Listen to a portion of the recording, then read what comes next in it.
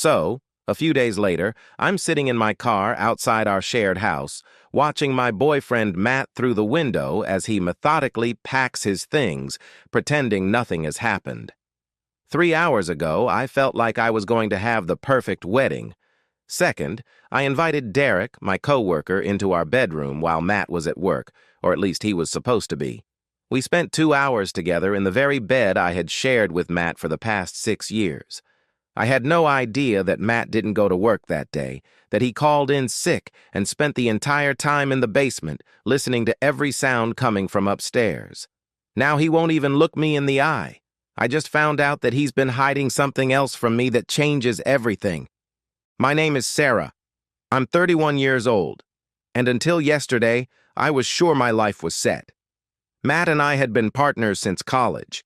He happened to be on his way home from class and offered me a free coffee, which was very appealing to me, a senior psychology major at Ohio State University who was working 3 jobs to pay for ramen so I wouldn't starve to death.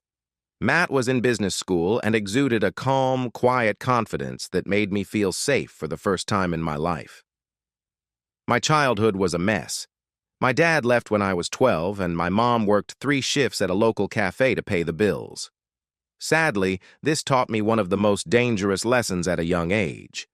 Men leave when things get tough.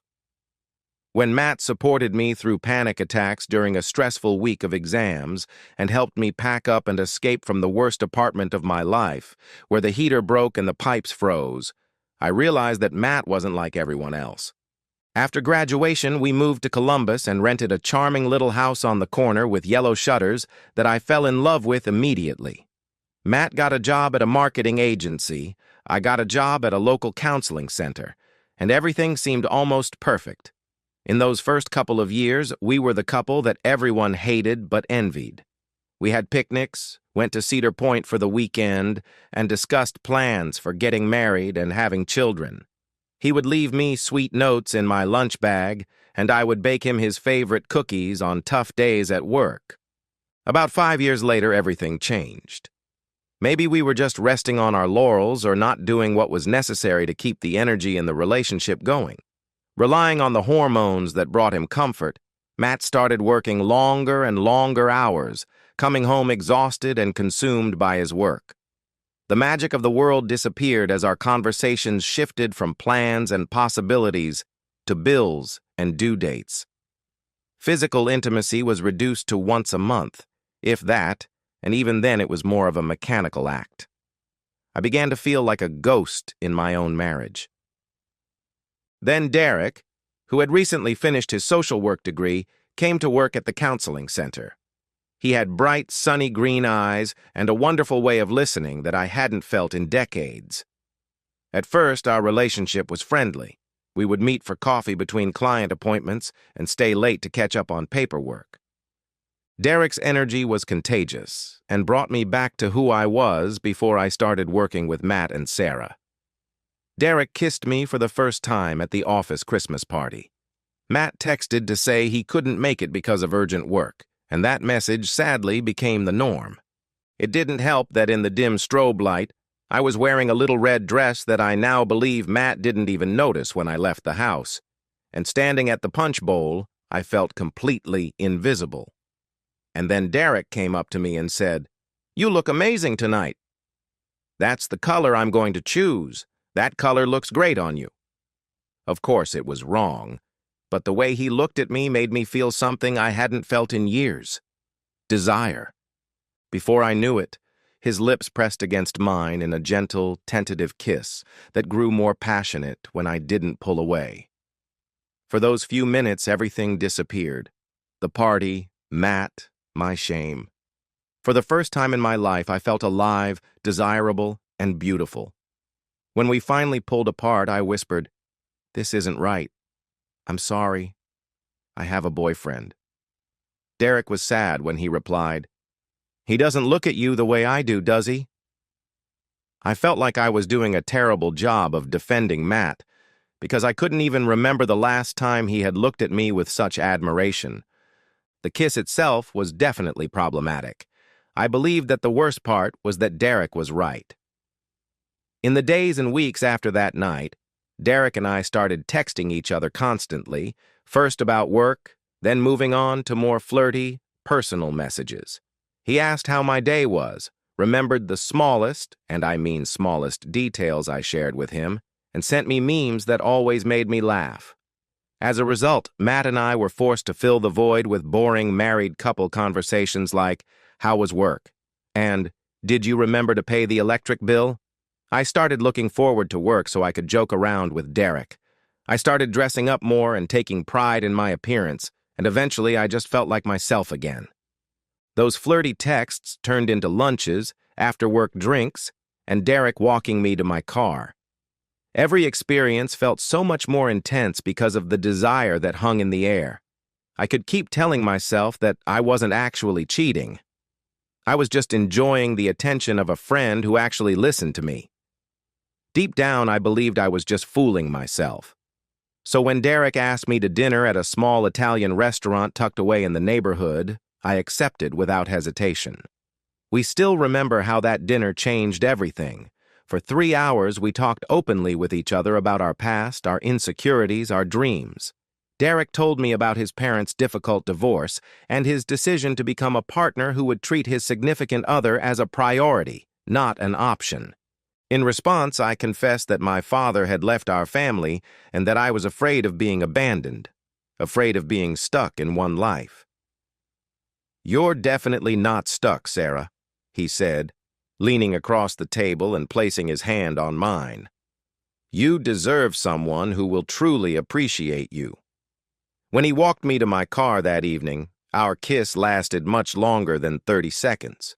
For several weeks, Derek and I lived in a vacuum of secret meetings and passionate intimacy. During lunch breaks, we explored unused conference rooms, held work meetings in coffee shops in different neighborhoods, and sent each other morning texts until our spouses' partners woke up. Of course, I felt guilty, but for the first time in a long time, I began to feel like myself again. Derek brought laughter back into my everyday life and made me feel desired, awakening a part of my soul that I thought had died long ago. All this time, Matt had no idea that I was starting to pull away emotionally. He would come home, eat the dinner I had made, and then spend his evenings on his laptop or watching sports. Our attempts to have a serious conversation about our relationship were met with apathy. I started to blame him for letting me go so easily, for not fighting for us, for not noticing that I had disappeared. This continued until 3 weeks ago on a Friday afternoon when Derek sent me a message. "Matt's stuck at work again, huh? Come over. I'd like to admire your imagination and see your world." My heart skipped a beat when I saw that message, and I held my phone in my hand for 10 minutes, convincing myself that it couldn't be true. It was a line I had sworn never to cross, a boundary I had fought hard to earn through grief, not to let this extramarital affair into my family and personal sanctuary, this special place I had always shared with Matt. But as I sat in the empty living room, surrounded by photos of Christy and Matt looking as happy as they did in those moments, loneliness descended on me like a thick fog. Earlier that day, Matt had texted me that he would be at the office until at least 10 p.m., busy with a presentation for a client that he hadn't told me anything about. Once again, I was spending Friday night alone because my boyfriend had chosen work over our plans. I looked around our house, the beautiful, cheerful yellow shutters that I had once loved so much, the sofa we had carefully chosen together, the kitchen where we had cooked, argued, and laughed as we reminisced about our day. And I regretted this wonderful life so much that I could hardly breathe, believing that I would never truly experience it. "If he doesn't like it, he'll never know," I told myself, nervously hovering my finger over the send button. In a moment of reckless impulsiveness, I typed back, "Come over at 7, and was suddenly overcome by an electric combination of fear and urgency. "The second part is 2 blocks away from you," I typed, then threw my phone across the room as if it had burned me. The next 3 hours flew by in a flurry of preparations. I changed my clothes 3 times and applied elaborate makeup, trembling with excitement and nervousness. As 7 o'clock approached, I began pacing back and forth in front of the house like a caged animal, my heart pounding so hard I could hear it in my ears. As soon as I saw Derek's car around the corner, I realized how huge my choice would be, like a freight train crashing into me. I was very serious. I was about to cross a line that would change everything. The scariest part was how much I wanted it. When Derek first walked into my living room, I was completely devastated. Then he appeared on the scene, and it was surreal, scary, and exciting. He came in with a case of wine and such confidence that he quickly calmed my nerves.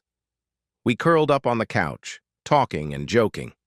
Everything was so simple and easy, just as it should be. By then it was around 9 o'clock, and he asked to see my room. And against all instinct and logic telling me not to, I led him upstairs. Cuddling with Derek on the bed in the room that used to belong to Matt should have felt immoral, but in that moment, it felt like the most real and true thing I had done in months. For 2 hours, I couldn't think about Matt, or guilt, or punishment, or the possible consequences of this internship. Derek made me feel beautiful, desired, physically and spiritually alive in a way I had long since stopped believing was possible. Later, as we lay there talking, I allowed myself to imagine what it would be like to walk away from Matt and start a new life with someone who truly understood me. Derek left around 11:30, and I spent the next hour removing all traces of our encounter, washing the sheets, airing out the room to get rid of the smell of his cologne, and making sure everything looked the same as before. When Matt came home after midnight, I pretended to be asleep. He kissed me on the forehead and whispered, "I love you." And in that moment, I was struck by a wave of guilt and felt like the worst person in the world. The next morning at breakfast, he acted strangely, as if he had been replaced by a quieter, more mysterious person. When I asked what was wrong, he said he was tired after working the night shift. I decided he was just worried about his thesis and didn't think much of it. On our only day off, he wasn't rude, but he was abrupt and evasive, avoiding eye contact and disappearing into the garage for hours to tinker with tools or mow the lawn. Sometimes I noticed him looking at me with an inscrutable expression on his face. When I asked what was bothering him, he waved his hand dismissively. By the end of the weekend, Derek and I were texting like old friends, reminiscing about everything that had happened on Friday night and eagerly planning our next meeting. The feeling that I was hiding something from someone, that someone wanted me so badly, was intoxicating. I felt like I was living a secret double life, and half of me loved it. I was only able to leave for home because Matt left for work as usual on Monday morning, kissed me goodbye, and wished me a good day. By midday that day, the first day of the conference, Derek was texting me asking if I wanted to go out for lunch, and I replied that I literally didn't have time because I had a backlog of clients. I didn't tell him that I was reeling from everything that had happened and needed to step back and think about what I really wanted. That's when my life fell apart in the most humiliating way. On Tuesday around 2 p.m., my boss called me and asked me to come to her office immediately. Her tone made me shudder. It was the same tone she used when she fired employees.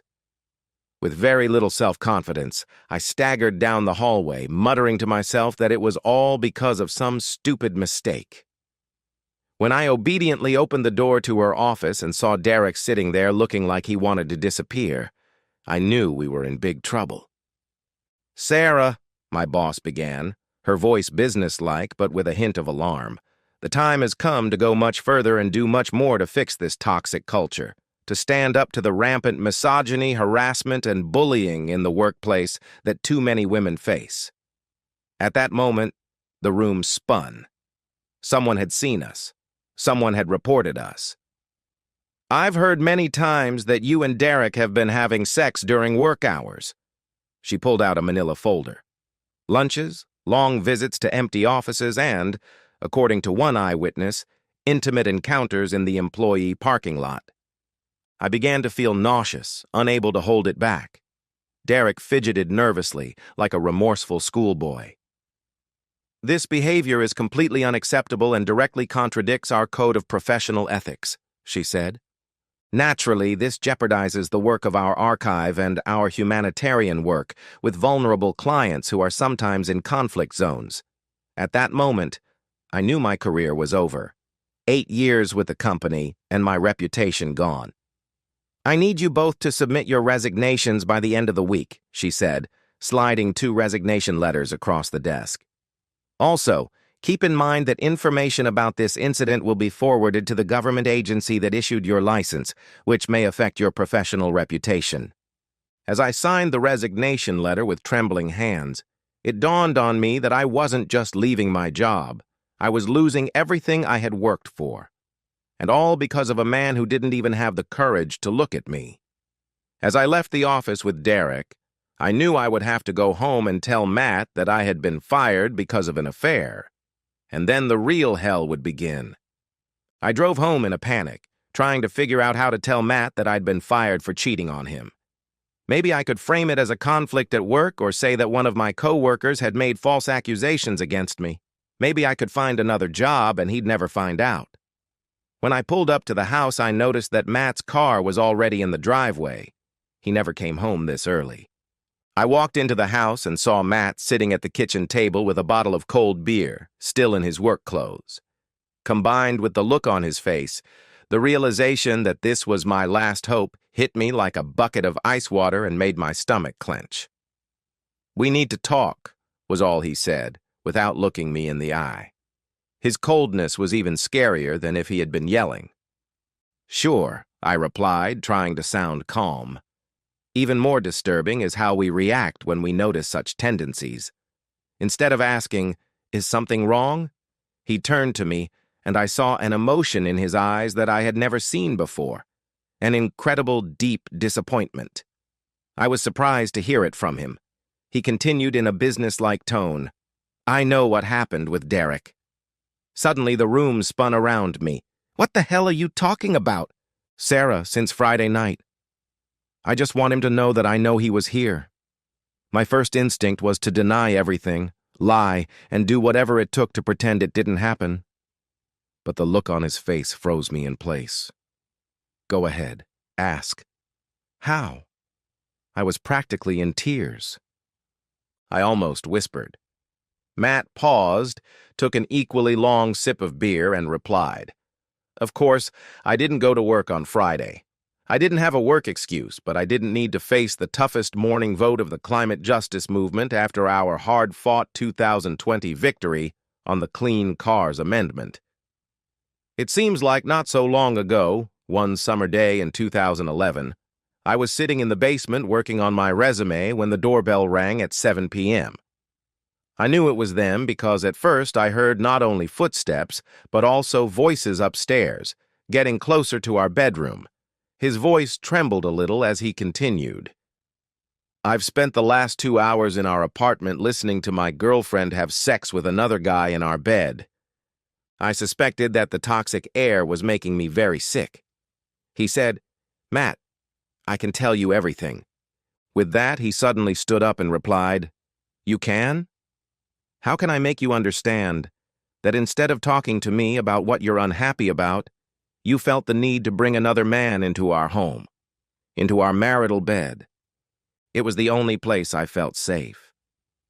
"I was lonely," I said in a panic. "You were so withdrawn, lost in your thoughts, in your work. I started to feel invisible."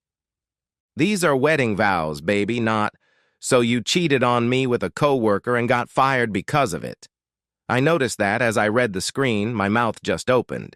"We want to sneak a peek at something." "How did you find out about this?" "Your boss just called me an hour ago." "Well, I'm your emergency contact, and she just wanted you to know what was going on before the news spread around town." Matt laughed bitterly. "Imagine finding out that your girlfriend cheated on you, and did it so brazenly that she got fired for it. Everything happened so fast I couldn't process it. Matt, come on, we can talk about this. I was wrong to think that way. I love you with all my heart. So just to be perfectly clear, I want to make this right." "3 mistakes?" came the incredulous cries. "You introduced him to our children, Sarah. So you slept with him in our bed while I was downstairs trying to figure out how to get our intimacy back. That's not a mistake. You could have done things differently. There were many other options." Soon after the relief washed over me, tears streamed down my face as I realized the gravity of what I had done. "I'm sorry. Please forgive me. I'm so sorry. I really didn't want it to turn out this way." "It happened," he said seriously. "Now I have to live knowing that you're with someone else, in the house where we were going to build our future." When his voice faltered, when I saw my father crying, the world became unbearable. "I can't stop thinking about how you came to bed after spending the night with him, kissing me goodbye after texting me all night. How long has this been going on?" "A few months?" I whispered. "As far as I understand, a couple of months." Here was a man who believed he would never live to see this day. "God, Sarah, I've been living with an imposter." "That's not fair," I snapped, and my indignation overcame my shame. "You walked out of that marriage long before Derek came along. When was the last time you really listened to me? Truly engaged in a conversation that went beneath the surface and touched on something important? So it's all my fault?" Matt looked at me as if I had grown a second head. "I didn't pay enough attention to you, so you cheated on me?" "That's not what I mean." "That's literally what you're asking for. Instead, you stand here and try to blame me for your infidelity when all I've done is work my ass off to provide for us, a future you didn't even bother to discuss with me. You decided that I would agree that you don't appreciate me as long as you pay the bills." "I didn't ignore you, Sarah. I just got a promotion, and my wife was pressuring me to get a raise so we could afford to buy our first house and start a family. Everything I did was for us." "Well, I didn't understand that because you never told me." I had the life experience to shout back, and years of pent-up bitterness came pouring out. "You stopped communicating with me, stopped being intimate with me, and started seeing me as nothing more than a roommate with whom you had to share bills." All that remained of Matt's former anxiety immediately subsided, and when he spoke again, his tone was as cold as ice. "You know what the worst part is? If you had just talked to me, sat down, and said you weren't happy, I would have done everything in my power to make you happy. I think you would have gone to therapy, quit your job. You would have done whatever it took. You decided I wasn't worth communicating with, so you decided to find someone who would make you feel better." His words hit me like a punch in the stomach because deep down I knew he was right. I took the path of least resistance, chose the easy way out, preferring the adrenaline rush of distraction to the hard work of repairing our relationship. I tried to talk to them for real, not just babble nonsense. "I packed your things," Matt said, pointing to 2 large suitcases by the front door that I hadn't noticed when I walked in. "I need you to leave tonight." "That was very funny, Matt, please. I can't even look at you right now without thinking of him in our bedroom. I can't lie in this bed and fall asleep knowing what you trampled on there. Friends don't let friends make important decisions for decades. I can't act like I've forgiven you when all I want to do is punch you in the face and ask how it feels to throw away 6 years for a man you just met." It was the casual cruelty in his words that took my breath away. "I don't want to end up with Derek. I chose you. I want to be a part of your life. I want to spend time with you." "Well, you should have thought about that when you brought him here." Matt clearly didn't like that. He disagreed and walked to the front door, opening it. "Thanks to my brother-in-law, Steve, who was luckier and booked a place with his brother. I want you to leave before I get back." "Until when? Or how long?" I asked pleadingly, trying to look as dramatic as possible. The question arises, how much time do you need to think about it? He paused to take one last look at his best friend, and I saw the 6 years of devotion fade from Matt's eyes. "I can't think of anything, Sarah. Then it's over. I'll have my lawyer discuss the lease and the division of our property." "You're just going to throw away everything we've built because of one bad employee?" You could have thrown it all away the moment you invited him into our home. I'm just a custodian of the damage." He left, leaving me standing in the house we shared, surrounded by memories of our life together that had just been destroyed and were now my only companion. I called him, sent him text messages, but he didn't answer. I tried to call Derek, but his phone went straight to voicemail.